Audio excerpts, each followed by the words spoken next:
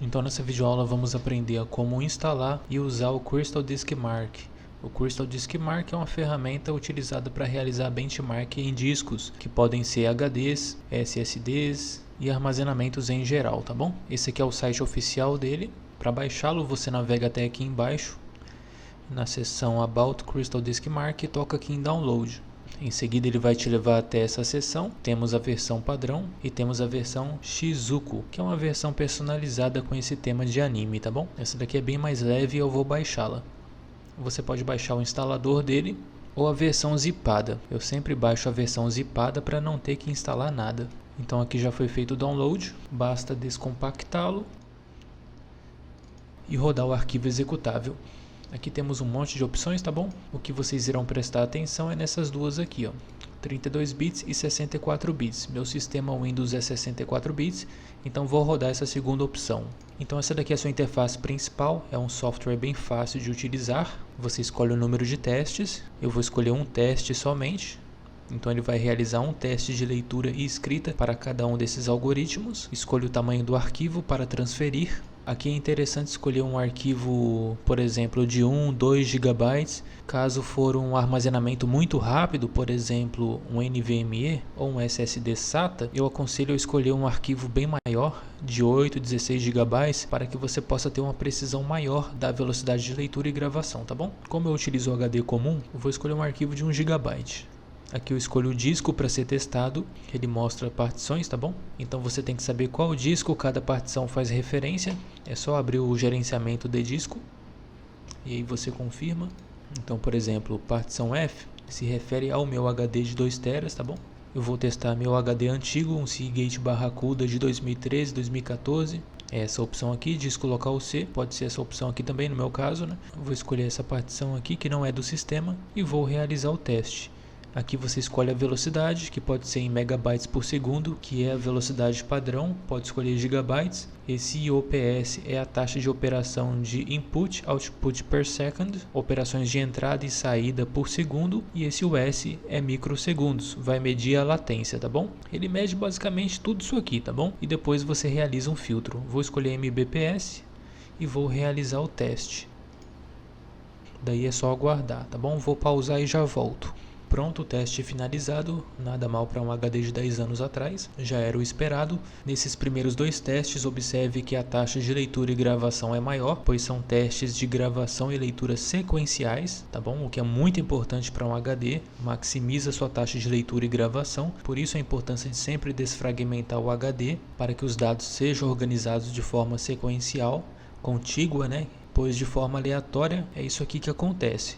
A taxa de leitura e gravação cai drasticamente, tá bom? Então esses dois testes realizam justamente isso, leitura e gravação aleatória, ou seja, vai fazer uma gravação do arquivo, no caso aqui de 1 GB, com pedaços espalhados por todo o HD, vai fazer a leitura e escrita dessa forma, então observe que a taxa cai bastante em relação à sequencial, tá bom? Daí se quiser você pode exibir em gigabytes por segundo, pode exibir as informações pela taxa de input, output per second, que é basicamente a taxa de operações de entrada e saída. Geralmente um HD no modo de leitura e escrita sequencial tem uma taxa de IOPS que varia entre 50, 180, 190, algo em torno disso, tá bom? No modo aleatório, essa taxa pode ser superior, visto que o tamanho de cada pedacinho é bem pequenininho, tá bom?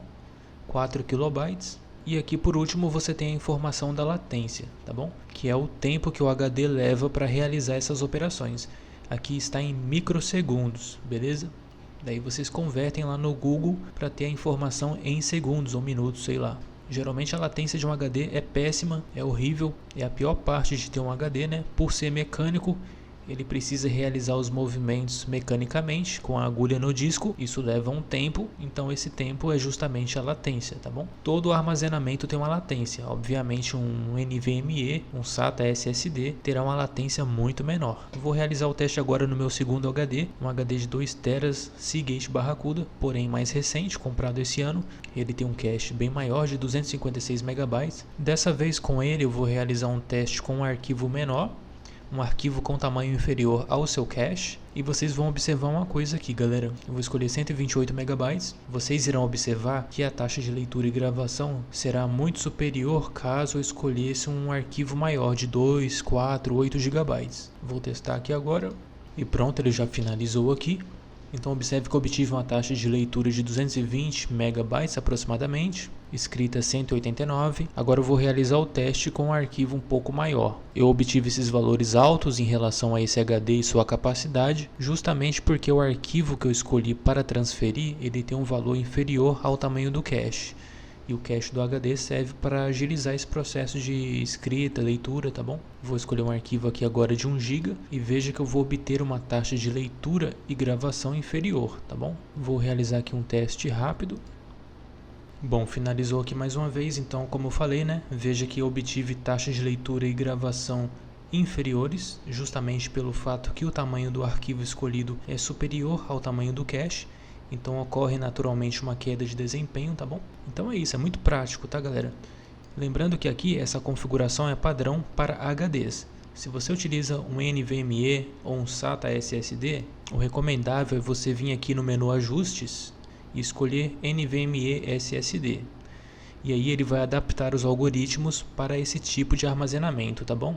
Basicamente vai ajustar o tamanho dos blocos, né, de cada arquivo, as filas e os segmentos. Tá bom? Esse aqui é um assunto mais avançado, não vou entrar em detalhes, mas serve para você ter uma maior precisão no seu tipo de armazenamento. Daí, se quiser salvar os resultados, vem no menu Arquivo e pode salvar no formato de texto. Isso aqui você depois pode jogar no Excel e realizar comparações, tá bom? De desempenho. Pode salvar também como imagem. Aí vai ficar exatamente dessa forma, tá? Bem mais fácil de entender, né? Já aqui em Profile você tem vários perfis de teste que você pode executar, testes de pico de performance, testes do mundo real, testes demonstrativo, né? Demo, que é um teste bem básico, só para ter uma ideia se o armazenamento está funcionando como deve, de acordo com as especificações do fabricante. Testes de pico, como eu falei, mundo real, teste misturado, que vai realizar um teste de escrita, leitura, os dois ao mesmo tempo, respeitando esse ratio, né? Essa proporção. Por exemplo, 10% de leitura, 90% de gravação de dados. Tudo isso você pode personalizar aqui dentro. Mais testes aqui embaixo. Alguns são bem parecidos, tá bom? Mudando somente o algoritmo e suas especificações. Ou pode deixar no padrão mesmo, default. Em seguida tem um tema. Pode configurar o zoom, né? Que vai aumentar o tamanho das informações na tela. Pode personalizar a fonte. Escolher um tema diferente, por exemplo, escuro, ou aleatório, ou padrão. São muitos aqui que você pode brincar e testar. Aí tem o menu de ajuda, né, para ler a documentação do Crystal Disk Mark. E escolhe um idioma desejado, se quiser mudar o idioma da interface, tá bom? Ao passar o mouse aqui em cima, você tem informações detalhadas do teste, a fila, os segmentos, né, as threads, o tamanho do arquivo, no caso aqui sequencial, 1 MB. Aqui 4 KB. Então um programinha aí bem leve, fácil de utilizar e extremamente útil para testar o seu armazenamento e ver se ele realmente oferece aquilo que ele promete. Então, se gostaram dessa videoaula, por gentileza deixa o like, se inscreva no canal e compartilhe o tutorial com os seus amigos. Um abraço.